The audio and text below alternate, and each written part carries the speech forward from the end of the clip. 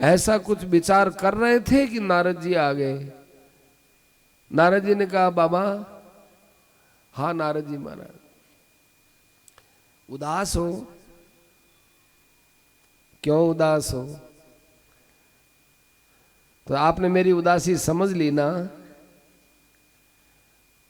क्या समझ तो ली? तो आप कारण भी जान गए होंगे कि जान गया।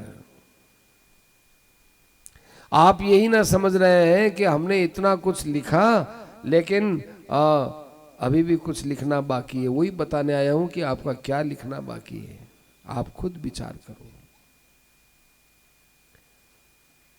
आपने बहुत कुछ लिखा है लेकिन भवतानुदित प्रायम यशो भगवतो मलम ये नैवासौ न तुष्येत मन्ये तद्दर्शनम खिलम। आपने भगवान का चरित्र नहीं लिखा महाराज। भगवान का चरित्र लिखो। भगवान का चरित्र, उदात्त चरित्र, निर्मल चरित्र। उस चरित्र के लिखे बिना आपका लिखा हुआ दूसरा कोई काम नहीं। बड़े बड़े अच्छे अच्छे संत महापुरुष जैसे हंस होते हैं, वे हंस मोती चुगने के लिए विशिष्ट विशिष्ट स्थल पर ही जाते हैं, बाकी जहां कौवे बैठते हैं वहां नहीं जाते। ऐसे ही भगवान के जो प्रेमी लोग हैं वो भगवान के निर्मल यश पर ही बैठना चाहते हैं।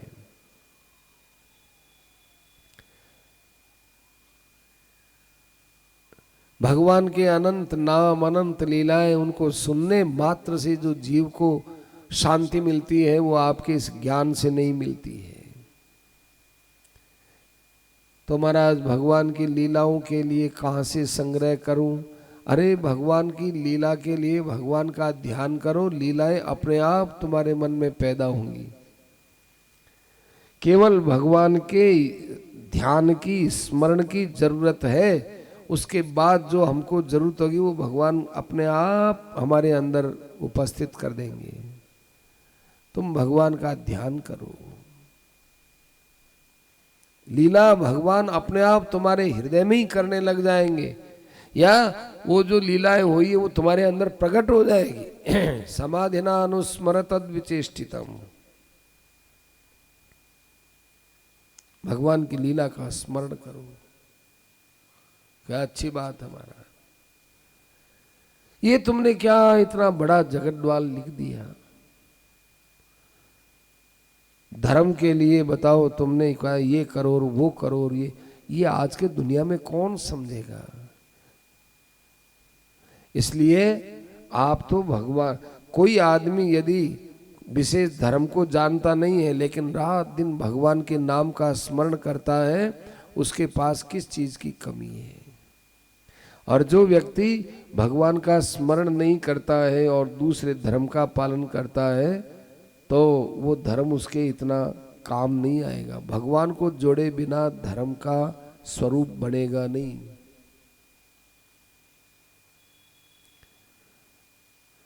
ये संसार के अंदर जीव का जीवन है, ये नौका के समान है, थपेड़ों से इधर उधर डगमगा रहा है।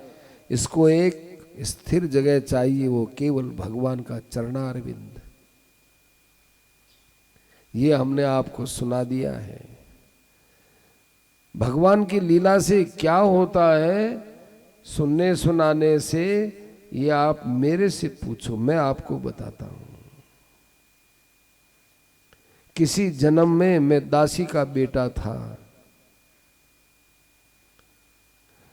मेरे एकमात्र माँ थी, न बाप न कोई मामा न कोई और परिवार का, केवल मेरी एक माँ थी। माँ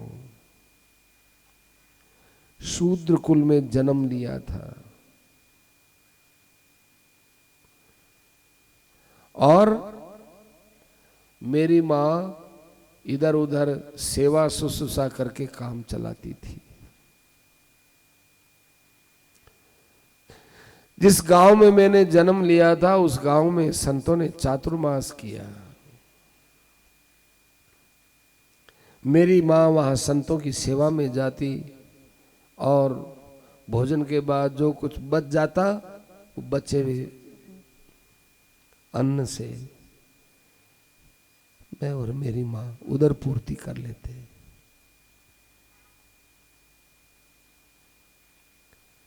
मैं उनके ऊँट, मेरी माँ उनके ऊँटे पत्तल वगैरह उठा कर सेवा करती। गोबर लीपना होता गोबर लीप लेती। मैं संतों के पास में बैठता। संत लोग मेरे पर बहुत कृपा रखते और मुझे बड़े प्रेम से बाल कृष्ण भगवान की कथा सुनाते थे। मुझे इतनी अच्छी कथा लगती थी, इतनी अच्छी। वो कहते बेटा अब जाओ, खेलने का समय हो गया। नहीं, मुझे तो कथा सुनाओ। खेलने की रुचि हटा दी और कथा की रुचि देखी। संतों ने मुझे बहुत प्रेम से कथा सुनाई और आशीर्वाद दिया। बार बार कथा सुनते सुनते सुनते सुनते मेरे अंदर छोटी अवस्था में भी इतना ज्ञान हो गया कि जिस माया से भगवान इस संसार को बनाते हैं, वो मायाधिपति भगवान मेरे हृदय में निराकार रूप से विराजमान है।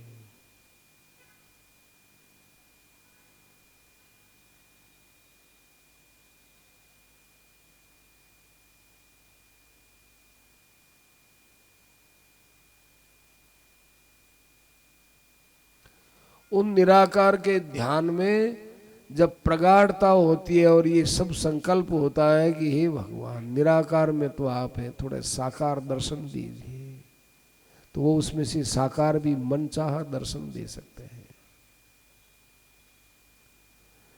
कुम्हार के पास कोई जाए कि मिट्टी पड़ी है, कहेंगे कि भैया थोड़े घड़े बना दे और थोड़े सकोरे बना दो और थोड़े चूल्हे बना दो, थोड़ी जो है थाली बना दो। तो वो मिट्टी तो है ही, सब में सांचा डाल के बना देगा। ऐसे निर्गुण निराकार रूप से तो भगवान हमारे स्वरूप के रूप में है। वे ही चाहे जिस रूप में प्रकट होते हैं और वापिस निराकार में भी विराजमान। ऐसे भगवान को मैंने अपने अंदर जाना और करते करते कभी नाम में कभी काय में मेरी प्रीति बढ़ती गई।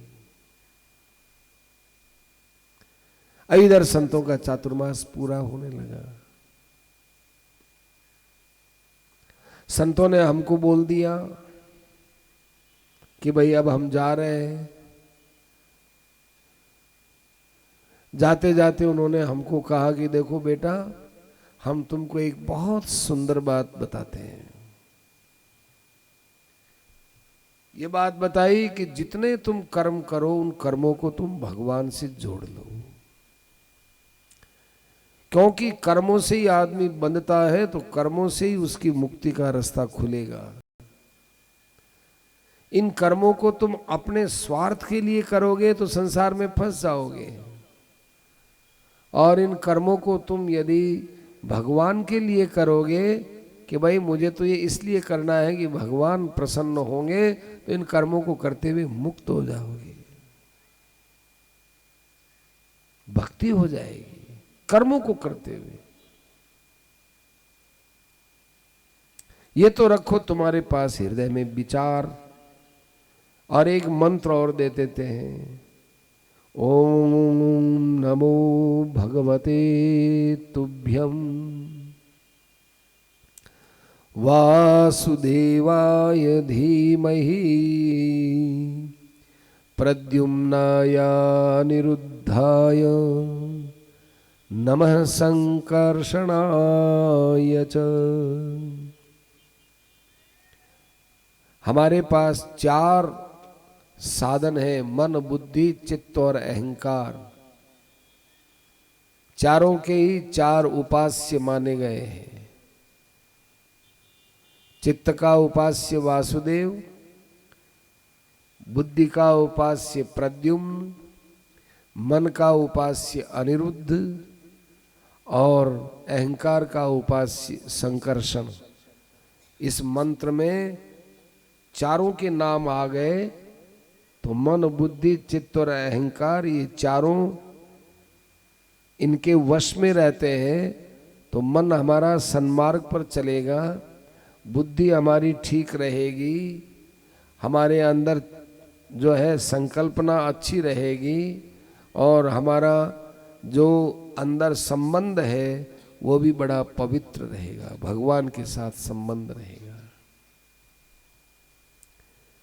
ऐसा उन्होंने मंत्र दिया और कहा कि भाई तुम इसका जाप करते रहना और तुमको लाभ हो तो भाई दुखी प्राणियों को ये चीजें बांटते रहना। ये जितनी चीजें बांटोगे उतना ही तुमको बहुत आनंद की प्राप्ति होगी। व्यास जी ने कहा कि उस जन्म की बात आपको आज भी याद है और उसके बाद आपको ये कैसे कैसे कैसे कैसे दिन निकले होंगे, कैसे भगवान आपको मिले होंगे, उसके बाद क्या हुआ जरा बताएंगे आप। नारद जी ने कहा कि देखो उन संतों के चले जाने के बाद मैं मेरे घर पर आ गया, झोपड़ी में रहते थे हम।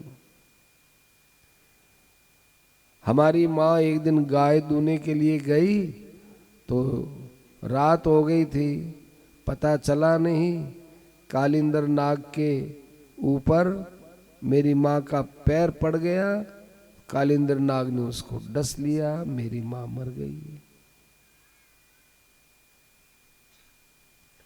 छोटा सा बच्चा में 5-6 वर्ष का। अब मेरा परिवार में कोई नहीं मुझे पालने वाला, परंतु मैंने सत्संग किया था तो मैंने सोचा कि जिसका कोई नहीं होता उसके भगवान होते हैं। संतों ने कहा ये घटना किसने घटाई? भगवान ने घटाई, वही भगवान मेरा पालन करेंगे।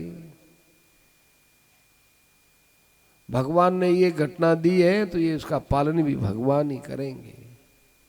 मैंने भगवान की कृपा मानी कि बड़ा अच्छा हुआ माँ चली गई, एक माँ का मोह मेरे अंदर बढ़ जाता और माँ का भी मेरे अंदर मोह था ही।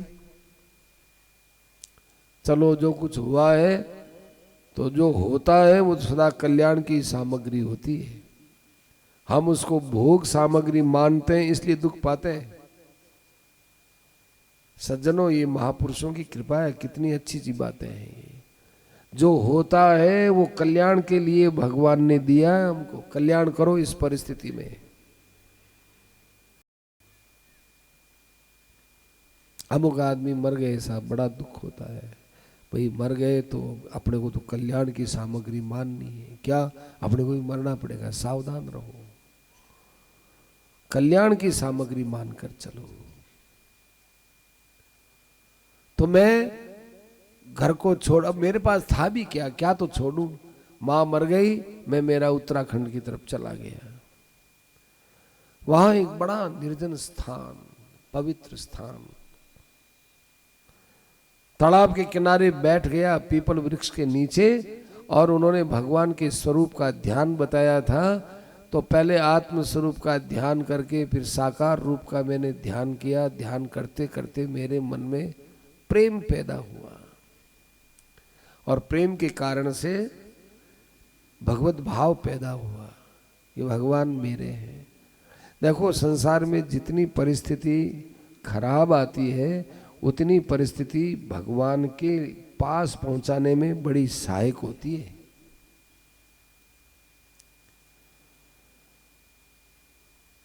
यदि मां मेरी होती तो मुझे क्यों छोड़ती? जिस चीज का हमारे साथ वियोग होता है इसका अर्थ है इसके साथ हमारा संबंध है नहीं। यदि संबंध होता तो हमारा अलगाव क्यों हुआ? अलगाव क्यों हुआ? कभी किसी का भगवान से अलगाव होता है क्या? नहीं होता। क्यों? क्योंकि भगवान हमारे अपने हैं।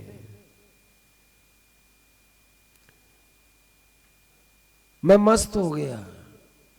इतने में ही आकाशवाणी हुई कि देखो बालक, सत्संग किया, संतों की बात झूठी ना हो जाए, इसलिए मैंने तुमको एक बार हृदय में दर्शन दे दिए।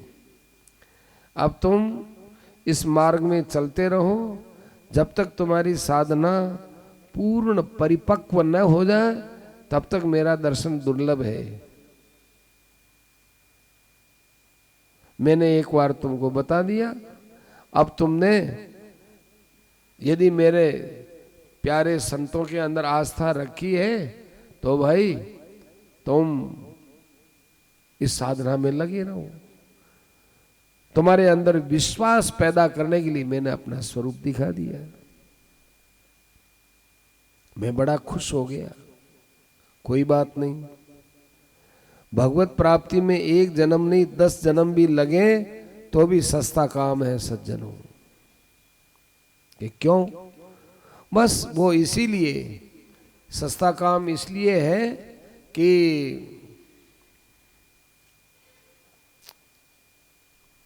हजारों लाखों जन्म से हमको नहीं हुआ, वो यदि 5-7 जन्म में होता है तो सस्ता ही है। पर इतना ध्यान रखना होगा कि अगला जन्म जाने कहाँ होगा। यदि विदेश में हो गया, यदि नास्तिकों के घर में हो गया, यदि कहीं और जगह हो गया तो क्या दशा होगी। मांसाहारियों के घर में जन्म हो गया, क्या दशा होगी। घबराओ, यहाँ की परिस्थिति से नहीं, अपने कर्मों से घबराओ कि हे भगवान कहीं ऐसा हम कर्म न कर बैठेंगे जिससे हमारी मुक्ति में क्या, हमारे अगला मानव जीवन में ही बाधा पड़ जाए। और मानव जीवन भी मिले तो भी कहीं ऐसे वैसे के घर में न जन्म ले ले। घबराओ, एकदम घबरा करके भगवान को पुकारो। इतना बड़ा खतरा है, बहुत बड़ा खतरा है आगे। सपोज अनुमान लगाओ कहीं ऐसे वैसे नालायकों के घर में जन्म हो गया तो मछलियां काटते फिरेंगे, मांस खाते खिलाते फिरेंगे, भगवान की बातों का खंडन करते रहेंगे। हे भगवान, कितनी आफत आएगी, किया कराया सब बेकार हो जाएगा। आदमी को फैक्ट्री में घाटा लगता है, उसकी तो बड़ी चिंता होती है, हार्ट फेल हो जाता है। लेकिन अपना लोक बिगड़ता है, परलोक बिगड़ता है, उसके लिए हम लोग कोई चिंता ही नहीं करते। क्या दशा होगी हमारी। अगले जन्म की चिंता करो। यहां तो जो होना है वो होगा, उसके लिए भगवान ने कहा तुम निश्चिंत रहो, पर अगले जन्म का निर्माण तो तुमको ही करना पड़ेगा। जैसा कर्म भुगताऊं सोई, पाप पुण्य को न्यारा ठाणू, ये तुम कर्म करो सो जानू, तुम्हारा कर्म तुम्हें भुगताऊं, आदि पुरुष की आज्ञा पाऊं। मैं क्या करूं, जैसे तुम्हारे कर्म है वैसे तुमको जाना पड़ेगा। ऐसा भयावह वातावरण अपने अंदर पैदा होना चाहिए कि अगले जन्म में क्या दशा होगी, और फिर भगवान को पुकारो ऐसे भयभीत होकर के। वो पुकार होती है, हे भगवान अब आपकी मेरी नाव भंवर में पड़ी, अब मोही राखो लाज हरी, अब मेरी राखो लाज हरी।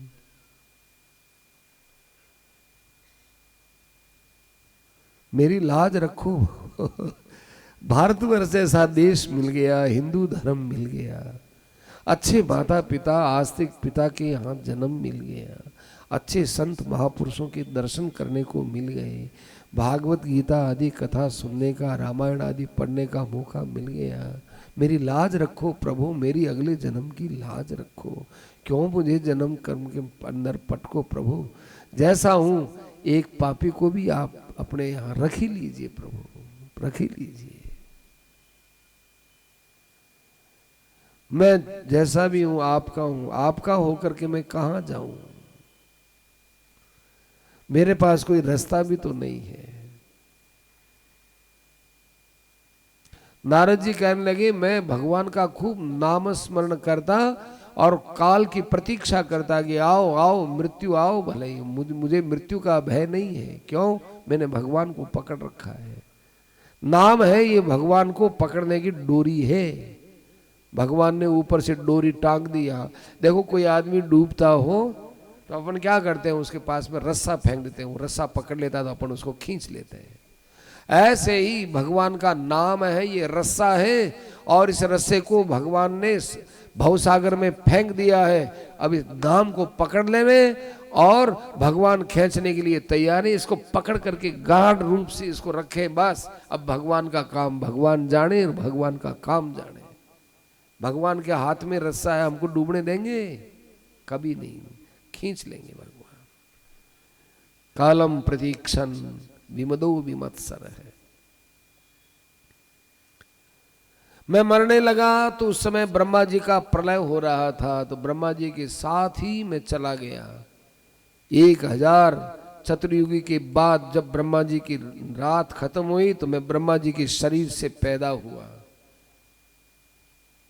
और उस समय भगवान ने मुझे ये वीणा दी कि नारद, नारद, नारद का अर्थ होता है नार, नार माने होता है शब्द, नार माने शब्द। तो नारम शब्दम ददाती थी, नारद है जो अच्छे अच्छे शब्द सुनाता है, उसका नाम नारद होता है। नारद। आजकल लोग नारद शब्द को बड़ा बिगाड़ दिया, इधर उधर की बात करता है ये नारद मुनि। वो आदमी अठिन मठिन की बातें करे, वो आदमी नारद है, सावधान रहिए। अरे नारद मिल जाए तो सावधान क्या, निहाल हो जाए। इधर उधर की बात कहते हैं, माने जीव की सिफारिश भगवान तक पहुंचाते हैं। कौन? नारद।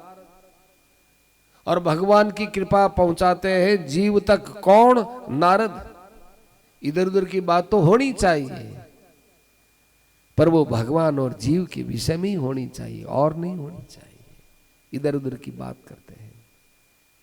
मुझे वीणा दे दी और कह दिया कि इस वीणा को बजाए रखो और मेरी लीला को सुनाए रखो।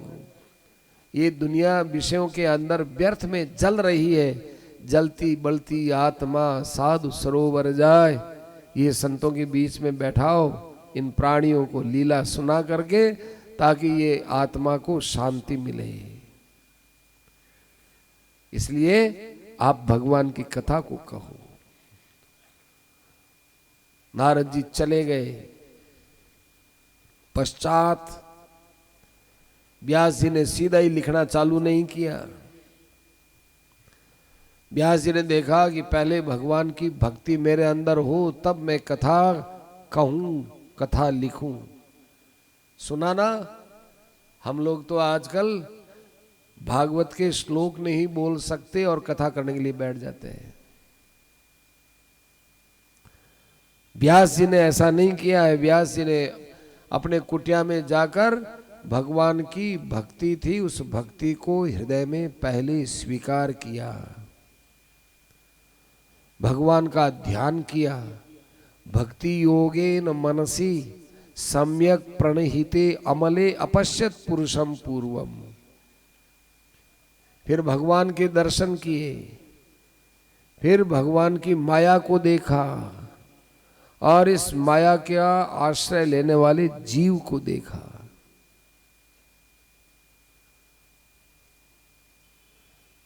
देखो भगवान, माया और जीव। भगवान तो माया जीव दोनों पर दृष्टि डालते हैं, लेकिन ये जीव है, ये माया के ऊपर ही दृष्टि डालता है। क्यों? क्योंकि इसको भक्ति नहीं मिली, इसके पास भक्ति नहीं है, ये माया से मोहित हो गया। ये माया हंसती है, ये माया नाचती है, गाती है, इसी के अंदर ये मोहित हो रहा है। इसलिए उन्होंने विचार किया कि इस माया से विलक्षण चीज भक्ति है। उस भक्ति के द्वारा इस जीव के सारे अनर्थ शांत हो सकते हैं। इसलिए उन्होंने श्रीमद् भागवत की रचना की। तो भागवत के अंदर भक्ति की प्रधानता है। अब रचना तो कर दी,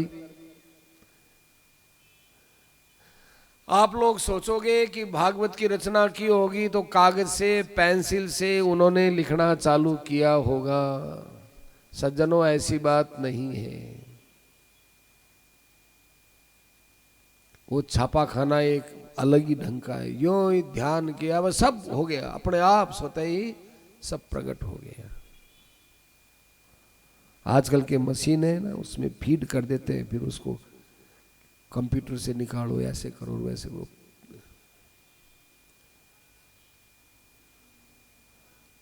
ऐसे ही भगवान ने व्यास जी ने अनर्थ की शांति के लिए ये भागवत सुनाई, भागवत बनाई अपने मन में ही। फिर विचार किया कि इस भागवत को सुनाए किसी को, सुरक्षित तो रहे। ये संसार के धन है ना, ये माँ बाप बताते नहीं है जल्दी, मरने लगते हैं तो दो बड़ी मुश्किल से बताते हैं। कोई बताते हैं, कोई फिर भी नहीं बताते, ऐसे ही पड़ा रहे, अकस्मात मर जाते हैं। पर हमारे ऋषि मुनियों की एक विशेषता है, जो ही उनको कुछ ज्ञान मिला तो उसको सबको बांट दिया, क्योंकि वो उस चीज को अपनी नहीं मानते, सबकी मानते, ये सबकी है। तो उनको ज्ञान हुआ, ज्ञान होते बेचारे इसका विस्तार करें, तो विस्तार करने के लिए क्या करें, कहाँ जाए, कुछ करें, कोई समझ में नहीं आया। फिर एक दिन नारद जी मिले। क्यों? आपने भगवान का चरित्र सब, नारद जी आप तो कह रहे हमारा चरित्र तो सब ठीक है, लेकिन हम इसको प्रचारित करना चाहते हैं कि वो तो प्रचार तो आपके बेटे से ही होगा। तो वो बेटा कहाँ मिलेगा? कि जहाँ आपकी भागवत होगी ना, वहाँ बेटा मिल जाएगा। तो भागवत तो मेरे पास है। नहीं, ऐसा करो, आपके शिष्य है ना, इन शिष्यों को भागवत पढ़ाओ और चारों दिशाओं में भेज दो। आप जाकर के पुकारोगे नहीं आएगा, आप तो पीछे पीछे गए ही थे ना, ये भागवत ही उसको लेके आएगा। तो बहुत अच्छी बात है। 4 शिष्यों को 4 दिशाओं में भेजा। उत्तर दिशा के अंदर एक शिष्य गया और उसने भागवत के 2 श्लोक पढ़े। एक श्लोक में तो है भगवान के बाहर की झांकी कितनी सुंदर है। एक श्लोक में पढ़ा, एक श्लोक पढ़ा तो उसमें भगवान के हृदय का भाव आया। अरे इतने दयालु भगवान। वो अपनी कुटिया में से बाहर आए। अरे कौन है, कौन बोल रहा है? कि मैं बोल रहा हूं। मैं कौन? मैं व्यास का शिष्य अमुक अमुक बोल रहा हूं। अरे क्या बोल रहे हो? कि भागवत बोल रहा हूं। किसने लिखा है? कि आपके पिता व्यास जी ने लिखा है। चलो मैं भी चलता हूं। सुखदेव जी महाराज आए और सुखदेव जी को उन्होंने भागवत सुनाई। वे आत्माराम अपने स्वरूप में खूब आनंद में रमण करने वाले होकर के भी भगवान के दयालुता, कृपालुता आदि से भरी हुई लीलाओं में आकृष्ट हो गए। ये केवल भगवान की शक्ति का ही प्रभाव है। इसलिए ये हमने तुमको संक्षेप में सुखदेव जी को बता दिया, सुखदेव जी का चरित्र सुनाया। तुमने पूछा परीक्षित, अब ये इसका चरित्र है, वो कल सुनाया जाएगा। आज की कथा को यहीं विराम देते हैं। श्री कृष्ण गोविंद हरे मुरारे, हे नाथ नारायण। कीर्तन सभी बोलेंगे। वासुदेवा। श्री कृष्ण गोविंद हरे मुरारे, हे नाथ नारायण वासुदेव। हे नाथ नारायण वासुदेव। हे नाथ नारायण वासुदेव। हे नाथ नारायण वासुदेव। हे नाथ नारायण वासुदेव। श्री कृष्ण गोविंद हरे मुरारे, हे नाथ नारायण वासुदेव। श्री कृष्ण गोविंद